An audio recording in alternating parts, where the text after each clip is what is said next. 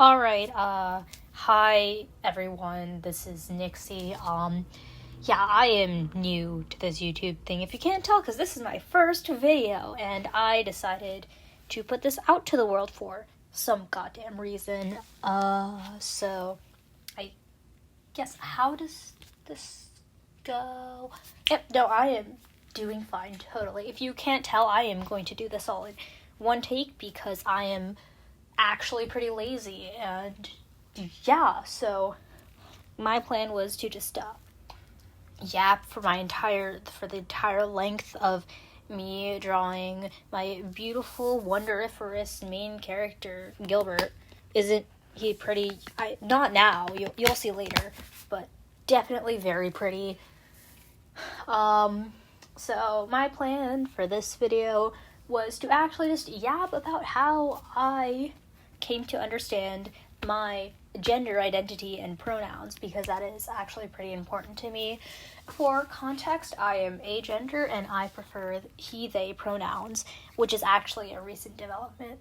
So basically, I am AFAB, and honestly, I didn't really mind she, her pronouns, or didn't really think much of it for most of my currently very short life. So yeah, I spent most of my life using she, her pronouns. That was until, of course, my first wonderful gender crisis in the 6th grade. Wait, 1 second. Yeah, okay, you know what? I'm just gonna admit that in the 6th grade. So, dang, anyways, I realized that, hey, I don't know what the hell I'm doing, and I don't think I'm a girl. I'm something, but not a girl. So I labeled myself as genderqueer, and I went by she, they pronouns for a bit. Eventually, at a school dance, I realized, oh hey, you know what, gender is a freaking social construct. It doesn't exist. So I landed myself on the label of agender. Actually, no, before that, I used the label of demigirl for a bit because I thought that suited me more, but I did use genderqueer more because I didn't exactly identify with the label of demigirl. So after that, I eventually realized that gender is fucking stupid, and I was a gender and also she, they. Now, this is really recent, so I went on... No, before that, I ended up pretty much completely switching to they, them pronouns for a little bit when I realized that I felt more validated when people called me using non-binary they, them pronouns than when I was called with she, her pronouns. Like I didn't mind she, her pronouns, but also I found that I felt more validated when people referred to me with they, them pronouns. So that was me up until extremely recently when I went on vacation, and in my head, I referred to myself as he, him pronouns for like one time, and then I was like, oh my fucking god. So that's why I love yaoi and I connect more with male characters, and all my favorite characters are masked presenting, because I finally figured out that I felt the most validated when I was called he, him pronouns or they, them pronouns. Therefore, I landed on the label of he, they pronouns and agender. Now, I don't mind being called she, her pronouns, but I don't feel validated as I do when people call me with masculine pronouns or they, them pronouns, which I actually never expected to learn that about myself. But, hindsight is 2020. This is why I always roleplay male characters. Like, in my life, I constantly roleplay as male characters. At least I have been since, at least 5th grade. Character on the screen, Gilbert, he's my absolute favorite character, and I've roleplayed him, every time I've played D&D with my friend group. My go-to character for when I'm, using... Because I hate YN, so my go-to character for, YN scenarios and main character scenarios is, a character called Raziel, which is not Nixie. I feel like it would be weird to use my Sona in that sense, but yeah, I have a character that's a mix of my Sona and a character I just want to play as. His name's Raziel, and he's my player character. And you know what? You know what they say, hindsight is 2020. There was this trans guy I knew a while back. He, moved schools, and now he's older, and we don't talk anymore because I don't see him ever. Because yeah. But he told me that when he was younger, he always used to, roleplay as male characters, and that's one of the ways that people realize, that they're not the gender that, that they looked like, or whatever. Gender is weird, and I don't believe in it, hence why I'm agender. And yeah, honestly, we were good friends. And I do miss him, but, I have his contact information, but it's kind of when people grow apart when you don't see each other,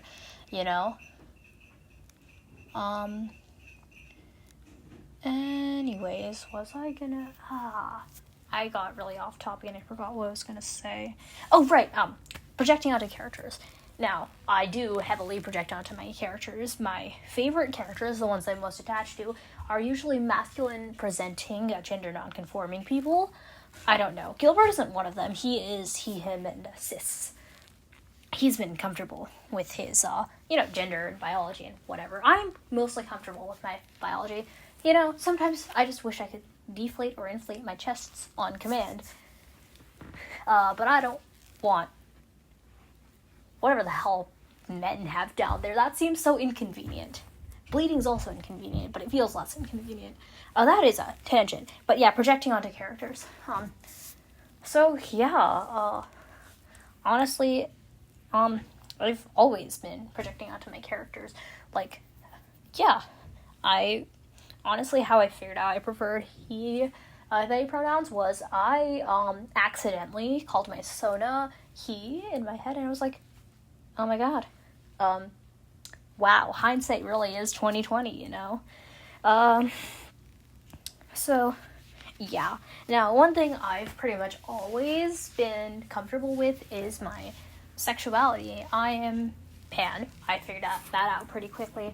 I really don't give a shit what gender or sex or, biological sex or whatever, even though that is also a lie. That's also a lie. My partner is, they just have to be, cute or hot or whatever. I don't even know my own type, honestly. I've only dated one person in my life, which also leads me to the fact that I am, in fact, demi-romantic. I figured that out after I've only ever dated one person in my life who I was extremely close to before we started dating, and I'm still close to now, and it's just, I realized that I have to be really close to someone to ever get romantic feelings for them.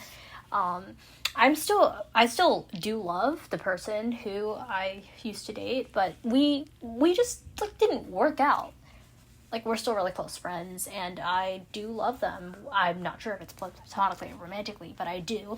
And I appreciate the fact that we have spent some time romantically together. And, yeah. And, and now I really ship them with this other friend of mine, and they'd just be so cute together. And, yeah. Honestly, I'm demi-romantic, but I'm also surrounded by Aries people, so I'm kind of screwed in that department. I'm lonely. I'm so romantically lonely, but also it's kind of jokingly. And, yeah. So that is not even half of the runtime of my frickin' speed paint, so I now have to question what to talk about next. So, because this was anonymous, I was about to say anonymous, what does that even mean? And I'm obviously not going to reveal who the hell I am to the internet full of strangers, because that is a freaking stupid move. I guess I can yap about some of my other troubles. Now, one of my characters lives rent-free in my head. He's Anthony. I don't have a picture right now to show y'all because, I don't want to make my first video more complicated than it has to be. Because I don't know how to, just embed images yet. I'll figure it out later. But yeah, Anthony, and he is what I call the positive voice in my head. He is not my, like, intrusive thoughts, your intrusive thoughts, not that. Anthony, is my rationalization, and also, like, the entity that keeps me from trying to commit suicide. Yeah, that's right.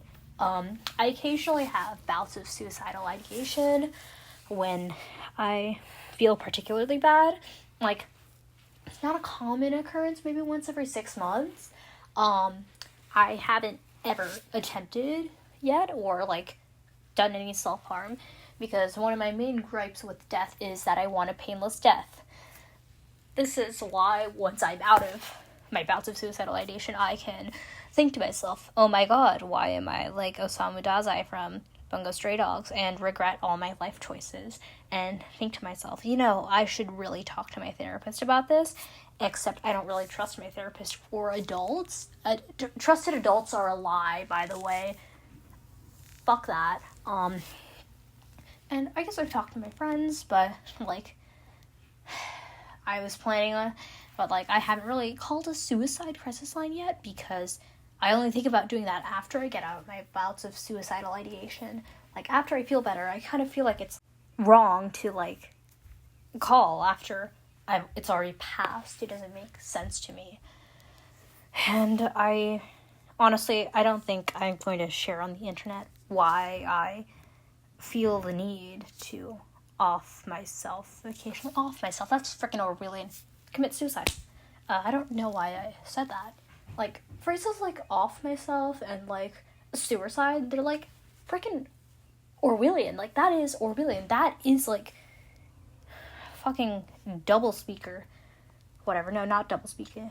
Newspeak? I can't remember. I haven't read 1984 in a while. But it's crazy that we have to censor words like those. It really doesn't make any sense, and it shouldn't be happening. Words should not have to be censored or dumbed down or made nicer. Like, the impact should matter. Like, people shouldn't have to like, censor words like lesbian. Like, what the hell? We really are living in an age of fascism. Like, oh man, this is really diverting the topic, but I also think it's important. So I guess I'm going on a yap about nationalism now. Like, there is a really huge trend of nationalism coming back into full force in every country, not just the United States, where I personally live. India, too, which is my homeland, actually. Europe, Australia, like, everywhere. There's just some surge of moving away from socialist ideologies into straight-up fascism. Like, that's what we're facing.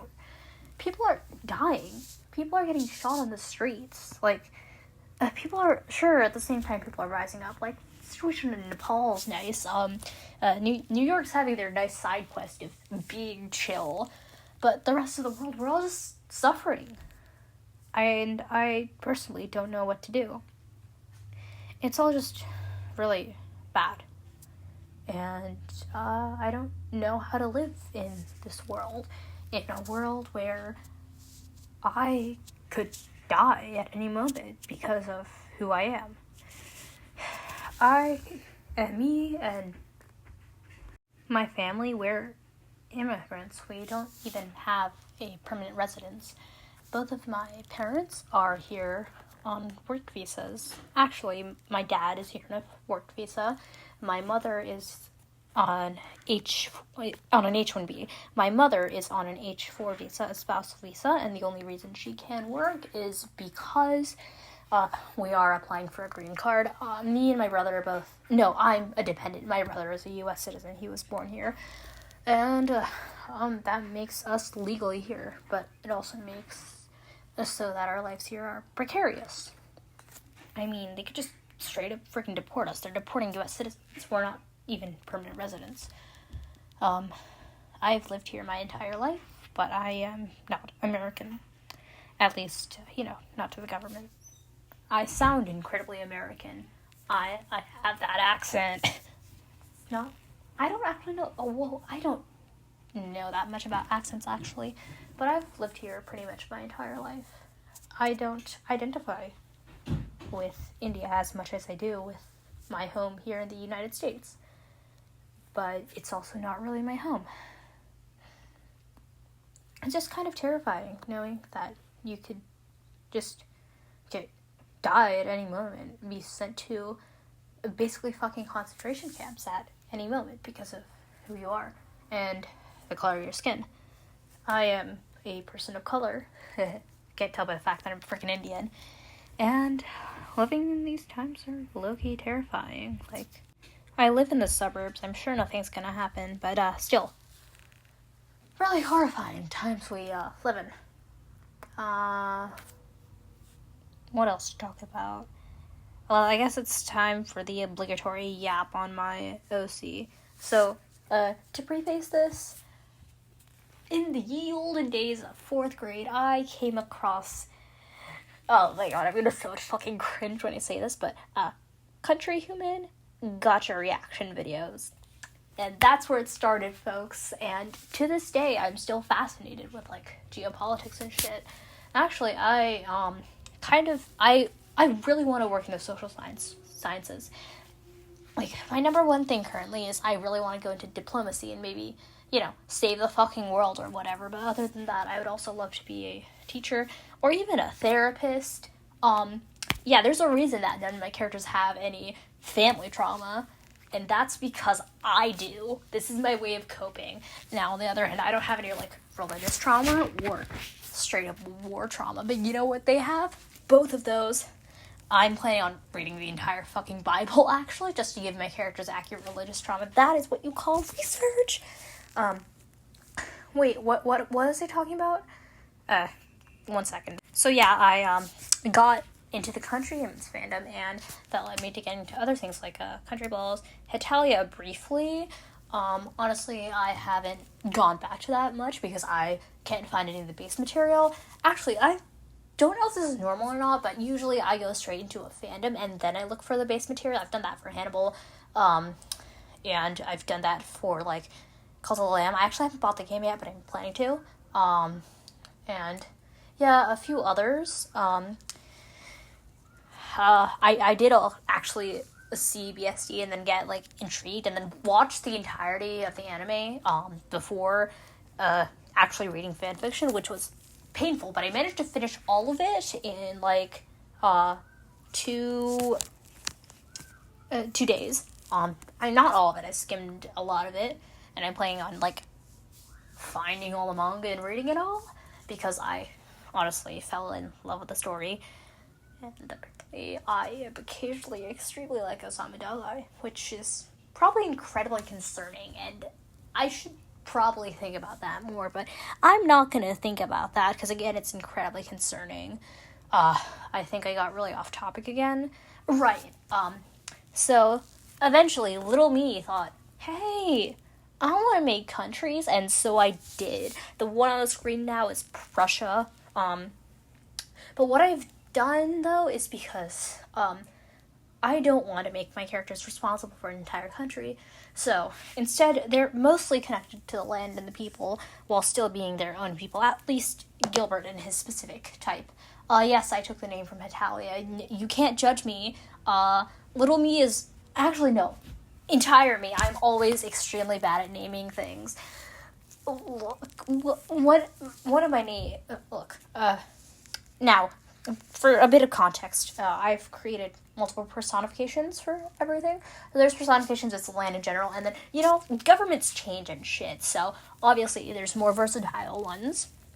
So, while Gilbert here on the screen has also been the Teutonic Order, the Free State of Prussia, East Germany, there's also a personification specifically just for Prussia, and their name's Aquila, and they are a god now, which actually I've written a pretty interesting lore for Aquila's godhood, and it's stemmed from a desire to from being unable to let people go, to let people rest, mostly because said people were ripped way too quickly away from them, and that made them a complex.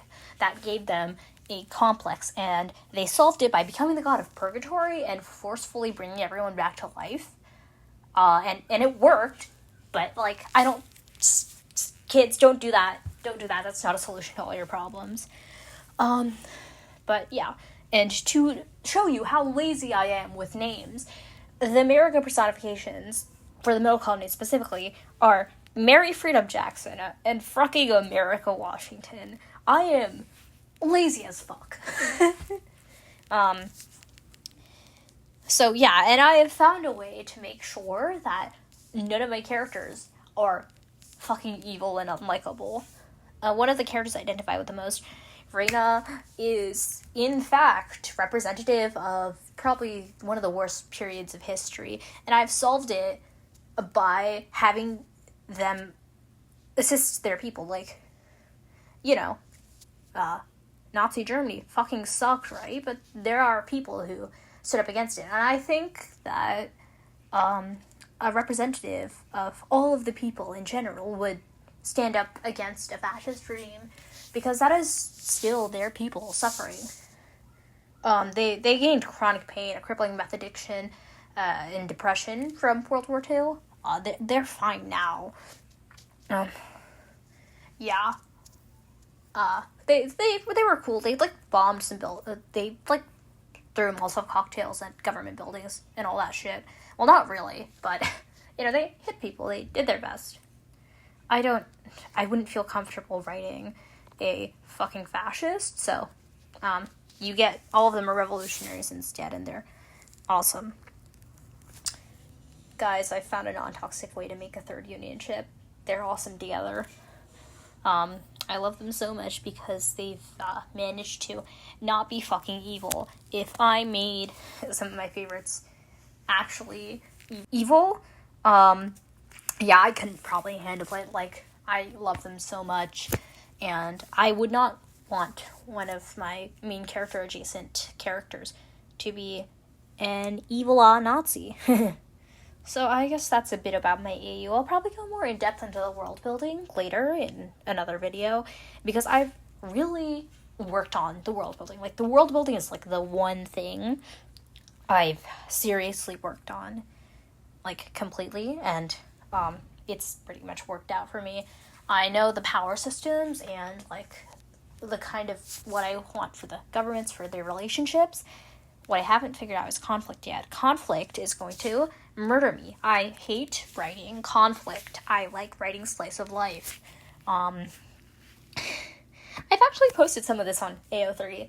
I also go by Nixie Bring Spring there, but it's Nixie with the IE instead of just the I, because it would not let me change my username.